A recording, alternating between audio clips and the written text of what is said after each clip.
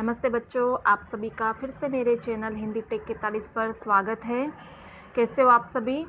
आज मैं कक्षा 10 का नया वीडियो कन्यादान लेकर आई हूँ, जिसके कवि हैं ऋतुराज। ऋतुराज द्वारा लिखित कन्यादान कविता में एक माँ और बेटी का जो दुख होता है, उस दुख को प्रकट किया गया है। हमारे भारतीय संस्कृति में जब एक लड़की का ब्याह होता है, तब माँ का जो दुख होता है बहुत ही प्रामाणिक होता है, क्योंकि बचपन से लेकर विवाह होने तक एक माँ अपनी बेटी को बहुत ज़्यादा जतन से उसको पालती है, पोसती है, बड़ा करती है, अच्छे संस्कार देती है, और एक दिन अचानक से विवाह के दिन उसको किसी और के हाथ में सौंपना पड़ता है। तो ये जो उसका दुख होता है, उसके अलावा कोई और समझ नहीं सकता है। तो यही भावना इस पाठ में समझाई गई है। तो शुरू करते हैं आज का पाठ। शुरू करने से पहले मैं आपको ये बताना चाहूँगी कि अगर आपने अब तक मेरे चैनल को सब्सक्राइब नहीं किया है, तो सबसे पहले मेरे चैनल को सब्सक्राइब करें। मेरे वीडियो अगर आपको पसंद आते हैं तो लाइक करें, शेयर करें, और अगर आप मेरे चैनल को सब्सक्राइब करते तो आने वाले वीडियो की जो भी नोटिफिकेशन है वो आपको आ जाएगी। और मैंने अब तक जितने भी वीडियो बनाए हैं व्याकरण पर आधारित, पाठ पर आधारित, वो सारे आपको मिल जाएंगे। तो आइए शुरू करते हैं आज का वीडियो। पहली पंक्ति, कितना प्रामाणिक था उसका दुख लड़की को दान में देते वक्त, जैसे वही उसकी अंतिम पूंजी हो। तो यहाँ पर जो प्रसंग है, उस प्रसंग की अगर बात करें तो एक बेटी का विवाह हो रहा है और माँ उसको विदा कर रही है।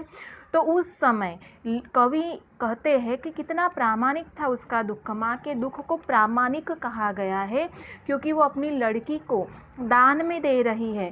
वो अपनी लड़की को अपनी अंतिम पूंजी मान रही है, क्योंकि जो बेटी होती है वो माँ के प्रत्येक सुख दुख की साथी होती है। माँ अपने प्रत्येक भावनाओं को अपनी बेटी के साथ बांटती है। माँ ने अपने बेटी को बचपन से लेकर अब तक बहुत ही नाजों से पाला है, पोसा है। तो इसी वजह से बेटी को माँ की अंतिम पूंजी कहा गया है।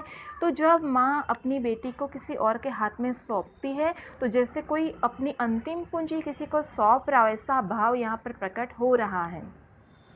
आगे की पंक्ति में कवि ने कहा कि लड़की अभी सयानी नहीं थी, अभी इतनी भोली सरल थी कि उसे सुख का आभास तो होता था, लेकिन दुख बाँचना नहीं आता था। तो यहाँ पर जो लड़की है उसके भावों को प्रकट किया गया है। बेटी का विवाह जब होता है तो उसको जो अनुभव के तौर पर जो उसको समझ मिलनी चाहिए वो नहीं मिली है। वो अब तक केवल अपने माँ के आंचल के नीचे पली बड़ी है, उसको बाहरी दुनिया का ज्ञान नहीं है। इस वजह से कवि ने कहा कि लड़की अभी सयानी नहीं है, बहुत ही भोली है, सरल है, क्योंकि उसने केवल अपनी माँ को ही देखा है, बाहरी लोगों के स्वभाव से वो परिचित नहीं है। इसलिए कवि कहते हैं कि उसे सुख का आभास तो होता है, लेकिन दुख बाँचना नहीं आता। उसको सुख पता है, विवाह होते समय उसके सामने जो सुख आ रहे उसको उसने देखा है, लेकिन उसके बाद, विवाह के बाद उसके सांसारिक जीवन में जो दुख आने वाले हैं उसको पढ़ना उसको पता नहीं, उसको दुख बाँचना आता नहीं। इसलिए कवि ने एक पंक्ति लिखी है कि पाठिका थी वह धुंधले प्रकाश की, कुछ तुकों और कुछ लयबद्ध पंक्तियों की।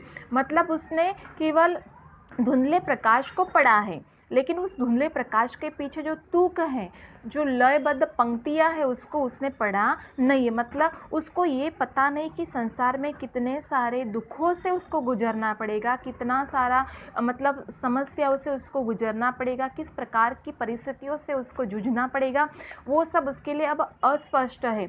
इसलिए कवि ने कहा कि वो पाठिका है धुंधले प्रकाश की, धुंधला प्रकाश उसने देखा है, लेकिन उसके पीछे जो अंधेरा छिपा है, दुख का अंधेरा, समस्या रूपी अंधेरा, वो उसको पता नहीं। जिसको उन्होंने कुछ तुक कहे हैं, कुछ लयबद्ध पंक्तियां कही है, जिसको उसने अब तक पढ़ी नहीं, उसने केवल धुंधला प्रकाश ही पढ़ा है। अब आगे माँ बेटी से कहती है कि माँ ने कहा पानी में झाँक कर अपने चेहरे पर मत रीझना, आग रोटियाँ सेकने के लिए है, जलने के लिए नहीं होती है।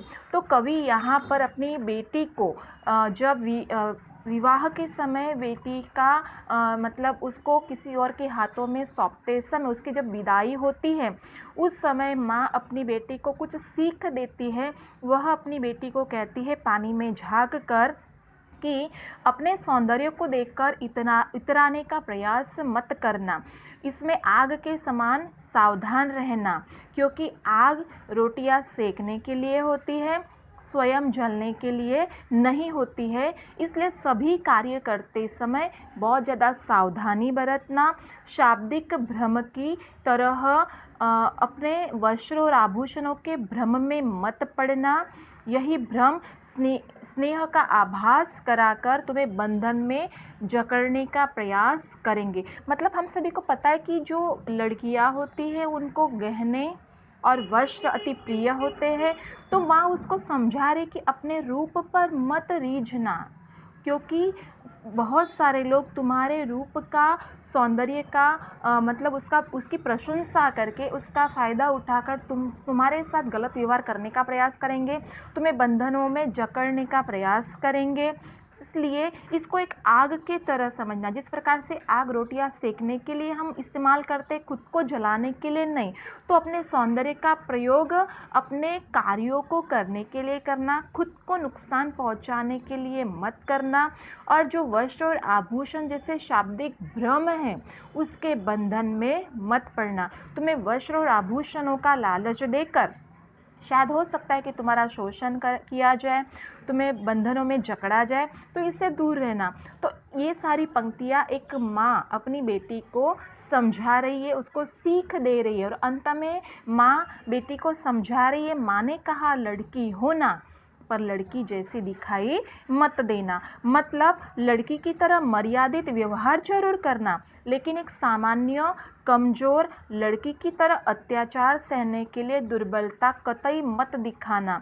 तुम हर तरह के शोषण का साहसतापूर्वक मुकाबला करना। लड़की हो ना, मतलब लड़की के अंदर जो संस्कार होते हैं, जो उसके गुण होते हैं, उस तरीके से व्यवहार तो जरूर करना, लेकिन जो तुम्हारे ऊपर अगर कोई शोषण तुम्हारा कर रहा है, तुम पर कोई अगर जबरदस्ती कर रहा है, तुम्हारे साथ गलत व्यवहार कर रहा है, तो तुम उस शोषण का साहस पूर्वक मुकाबला जरूर करना।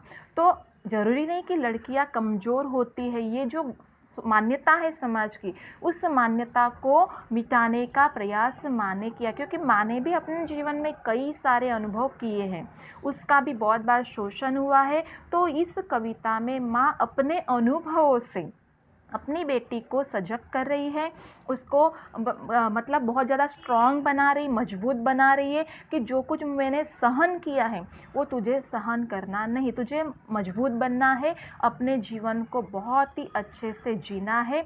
तो ये है एक माँ का अपने बेटी के प्रति प्रेम, जो इस कन्यादान कविता में प्रकट हुआ है। तो यहाँ पर ये कविता पूर्ण होती है। उम्मीद रखती हूँ कि आपको ये वीडियो पसंद आया होगा, क्योंकि मैंने बहुत ही सरल भाषा में समझाने का प्रयास किया है। तो अगले वीडियो में फिर से मिलते हैं। वंदे मातरम।